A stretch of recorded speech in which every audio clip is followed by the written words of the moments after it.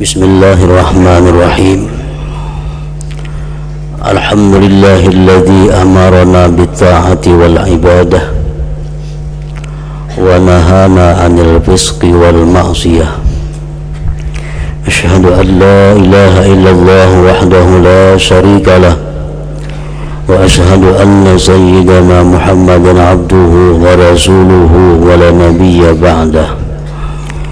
Allahumma salli wa sallim wa barik ala sayyidina Muhammadin khairil wara sadiyah wa ala alihi wa ashabihi wa zurriyatihi wa atba'ihi ila yaumil qiyamah. Amma ba'du. Yang kita hormati dan kita cintai para habaib dan para alim ulama, guru-guru agama, para muhibbin, hadirin dan hadirat rahimakumullah. Puji dan syukur senantiasa kita haturkan kehadirat Allah Subhanahu wa ta'ala yang selalu melimpahkan berbagai macam nikmat kepada kita, memberikan kepada kita taufik dan hidayah sehingga kita pada malam ini dapat kembali berkumpul bersama-sama di majelis yang berkah ini. Salawat dan salam kita haturkan kepada junjungan kita Nabi besar Muhammad sallallahu alaihi wasallam dan kepada seluruh keluarga, para sahabat, zurriyat dan pengikut beliau sampai hari kiamat nanti. Para muhibbin rahimakumullah, al-hadits at-tasi' an Abi Hurairah Abdurrahman bin Sakhr radhiyallahu anhu qala sami'tu Rasulullah sallallahu alaihi wasallam yaqul ma nahaitukum anhu fajtanibuh wa ma amartukum bihi fa'tu minhu mastata'tum fa innama ahlakal ladzina min qablikum kathratu masailihim wa ikhtilafihim ala anbiya'ihim fa innama ahlakal ladzina min qablikum kathratu masailihim wa ikhtilafuhum ala anbiya'ihim. Rawahul Bukhari wa Muslim. Hadis yang ke-9 dari 40 hadis dari Abi Hurairah Abdurrahman bin Sakhr radhiyallahu anhu, beliau berkata, aku mendengar Rasulullah sallallahu alaihi wasallam bersabda, sesuatu yang aku larang kalian dari sesuatu itu, maka jauhilah sesuatu itu. Dan sesuatu yang aku perintahkan kamu dengannya, maka datangkan dari sesuatu itu menurut kemampuan kamu. Maka hanya saja yang membinasakan akan orang-orang dari sebelum kamu banyaknya pertanyaan-pertanyaan mereka dan berselisihnya mereka atas para nabi-nabi mereka. Hadis riwayat Imam Bukhari dan Muslim. Para muhibbin rahimakumullah, hadis yang ke-9 ini adalah satu hadis yang sangat besar faidahnya. Hadisun azim, hadis yang agung, yang sangat banyak di dalamnya mengandung makna, mengandung arti dan hukum-hukum Allah Subhanahu wa ta'ala. Hadis ini diriwayatkan oleh Abu Hurairah.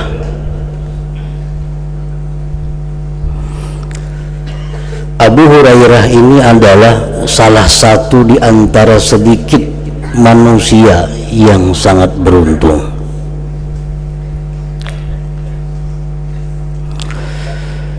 Salah satu manusia yang luar biasa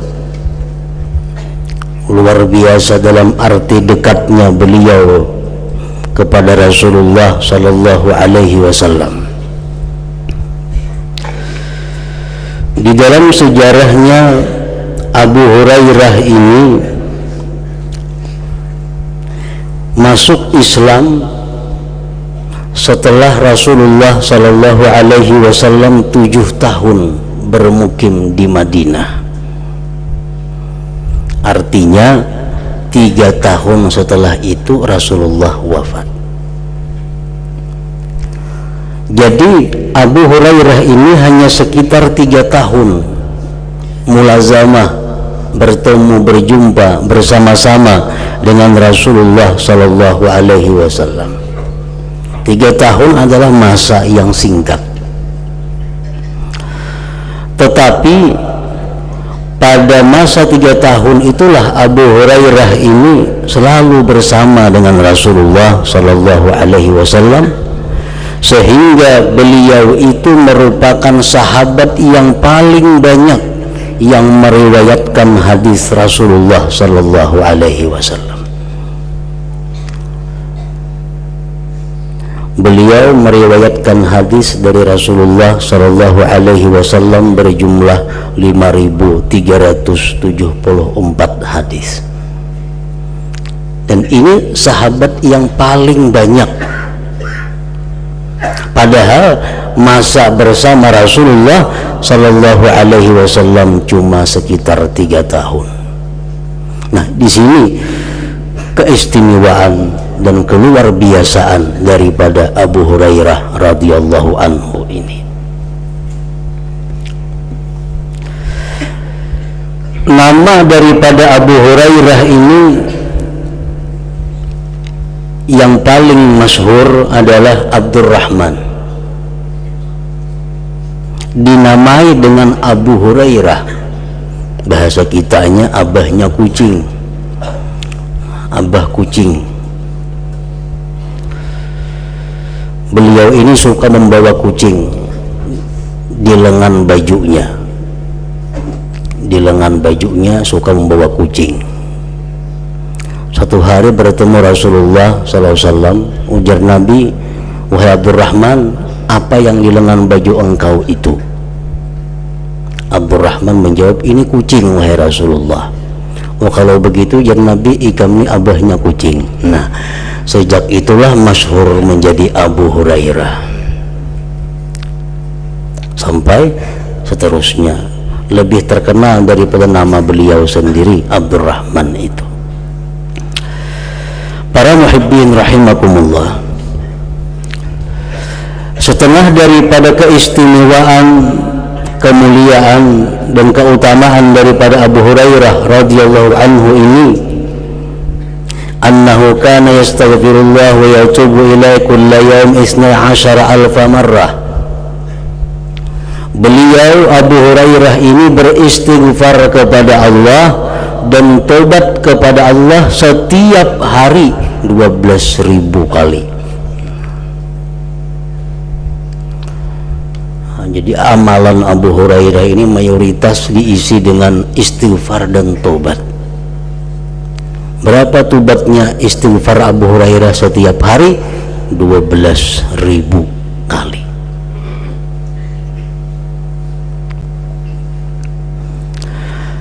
Dan lagi ada satu karamah dari Abu Hurairah dan merupakan satu mukjizat daripada Rasulullah Sallallahu Alaihi Wasallam.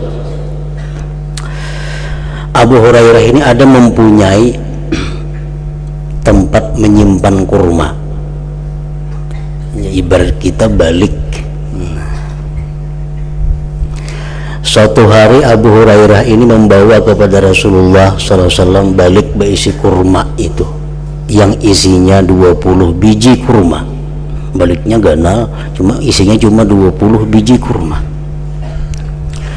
Sampai kepada Rasulullah Sallallahu Alaihi Wasallam, Abu Hurairah minta doakan agar kurma yang di dalam belik itu diberkati Allah Subhanahu Wa Taala. Nabi doakan kurma yang ada di balik itu agar diberkati Allah.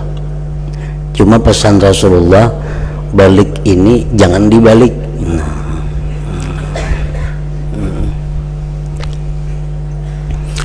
Dibawa pulang oleh Abu Hurairah, balik nang berisi 20 biji kurma tadi. Nah, setiap hari Abu Hurairah makan dari kurma itu. Besokan ambil, tengah hari ambil, malam ambil, selama kurang lebih 24 tahun. Kalau dihitung, ujar Abu Hurairah, kalau dihitung-hitung itu sekitar 12.000 gantang jumlahnya. Jadi di masa Abu Bakar Siddiq menjadi khalifah, di masa Umar Ibn Khattab menjadi khalifah, di masa Utsman menjadi khalifah, Abu Hurairah masih makan kurma itu. Cuma sebutin aja, jangan dibalik tadi. Makan ambil, makan ambil. Dan sepanjang hidupku, ujar Abu Hurairah, ada 3 musibah yang menimpa diriku. Pertama, wafatnya Rasulullah Sallallahu Alaihi Wasallam. Yang kedua, wafatnya Sayyidina Utsman radhiyallahu an. Yang ketiga, balikku hilang. Baliknya hilang. Terjadi kerusuhan di Madinah di waktu terbunuhnya Khalifah Utsman. Terjadi kerusuhan di Madinah, akhirnya balik itu dirampok, dicungkan orang, sehingga sampai waktu itu kada dapat lagi. Dan itu musibah bagiku, kata Abu Hurairah radhiyallahu anhu. Nah, para muhibbin rahimakumullah, jadi hadis yang akan kita baca ini adalah hadis yang diriwayatkan oleh Abu Hurairah radhiyallahu anhu. Rasulullah sallallahu alaihi wasallam bersabda, "Ma nahaitukum anhu fajtanibu." Sesuatu yang aku larang kalian daripada sesuatu itu, maka jauhilah.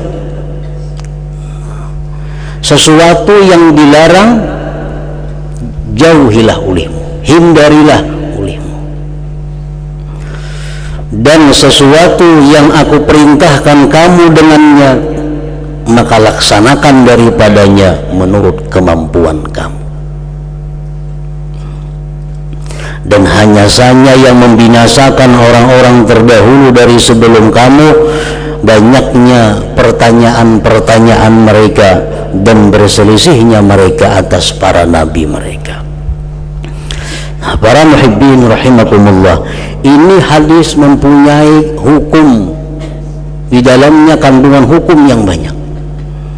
Ini hadis mempunyai faedah yang besar. Salah satu yang kita ambil daripada faedah hadis ini atau kandungan hukum di dalamnya, tarku wahidin minal muharramat aula min iktsarin nawafil. Meninggalkan satu yang diharamkan Allah lebih baik, lebih utama, lebih besar pahalanya daripada memperbanyak ibadah sunat. Meninggalkan satu yang diharamkan Allah, pahalanya jauh lebih besar daripada kita banyak melaksanakan ibadah sunat.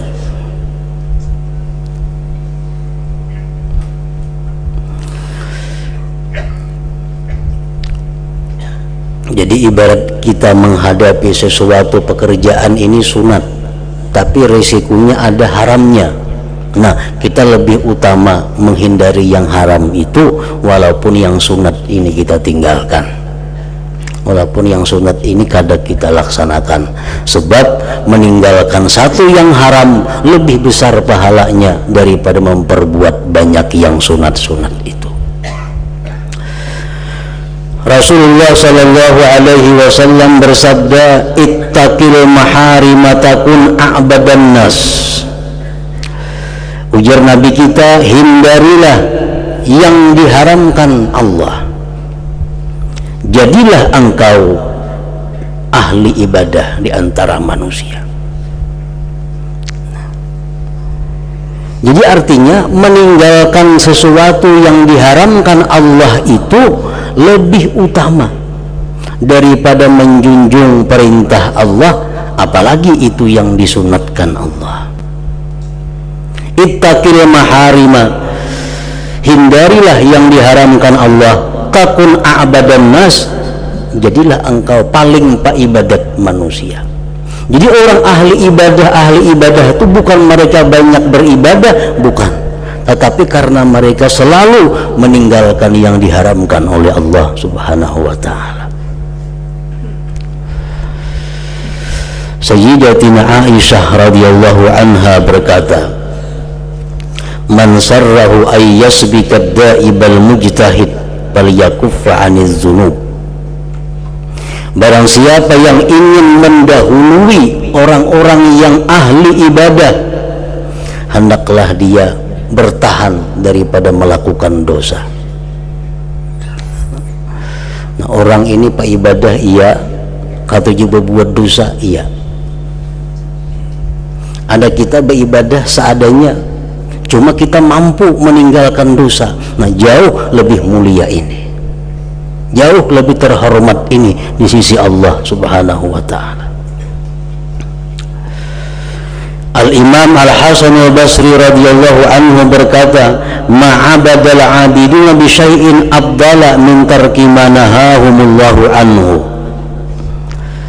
Tidak ada ibadah seseorang yang lebih afdal daripada meninggalkan sesuatu yang dilarang oleh Allah Subhanahu wa ta'ala.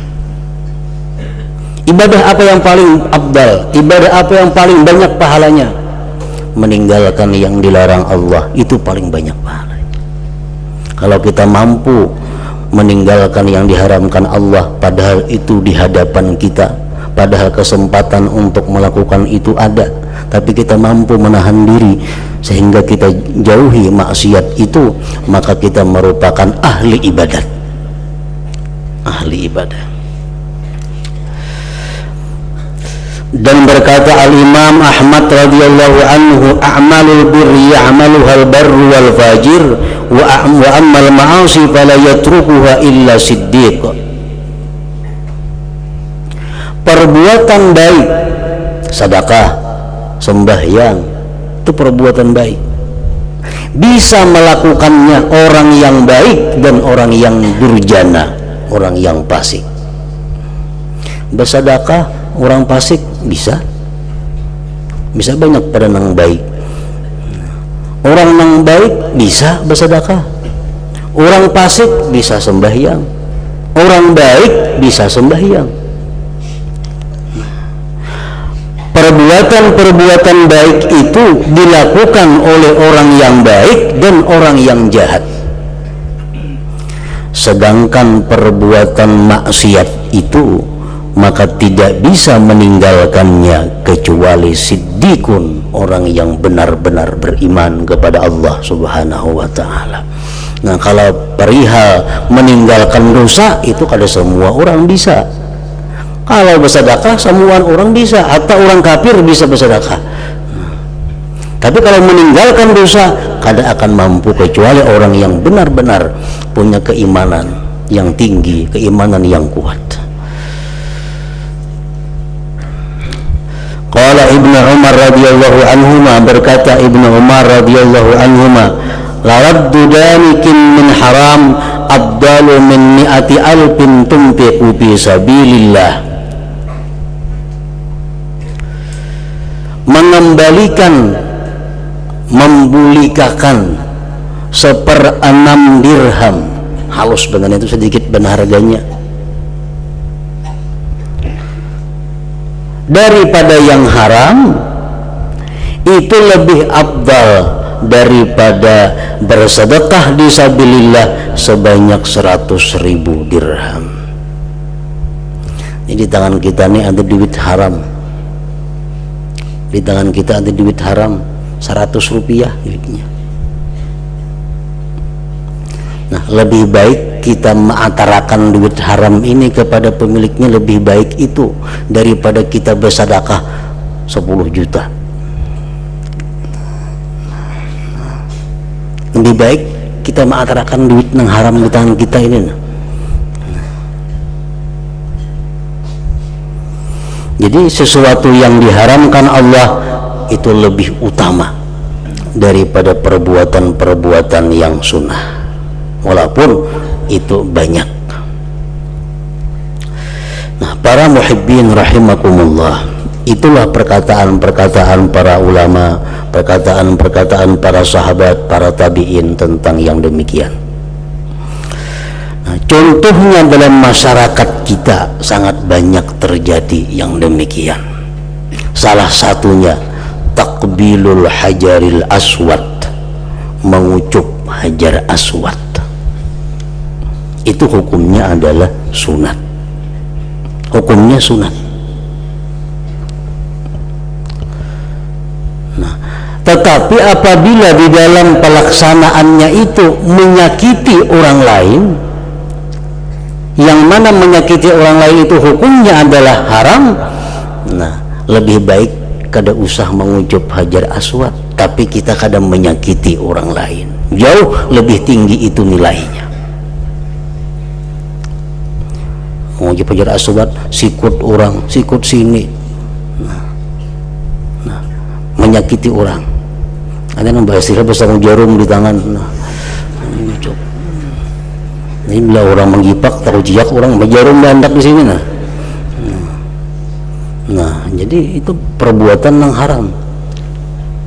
Rasulullah Shallallahu Alaihi Wasallam pernah berpesan kepada Sayyidina Umar bin Khattab radhiyallahu an. Ujar Nabi, wahai Umar, engkau ini laki-laki yang kuat gagah. Ikam jangan mengucap hajar aswad. Kasihan orang-orang yang lemah. Kasihan orang-orang yang lemah. Kalau kosong, nah silahkan.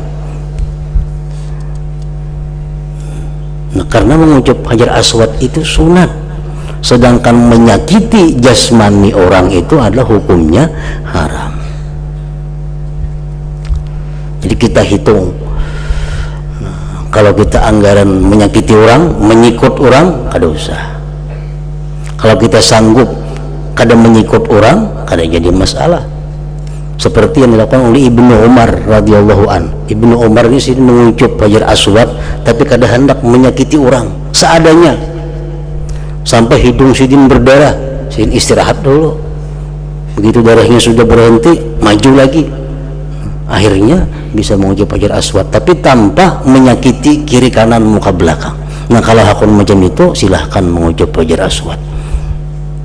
Nah, apalagi yang mengucup hajar aswad ini adalah perempuan-perempuan yang bersesak-sesakan di tengah-tengah laki-laki. Itu hukumnya sesuatu yang diharamkan Allah. Bini-bini masuk ke tengah laki-laki, ada yang diujikan bini, ada tukang uji seperti yang bawa mengucup hajar aswadnya itu, nah diunjuk bini ke situ.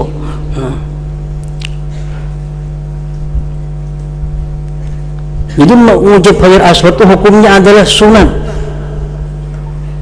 Menghindari hal-hal yang dilarang Allah lebih utama daripada itu, lebih besar pahalanya daripada mengucup hajar aswad itu. Karena kita cari ini pahala, bukan rasa mengucupnya itu. Orang naik haji mencari pahala kah? Mencari mengucup hajar aswad itu kah?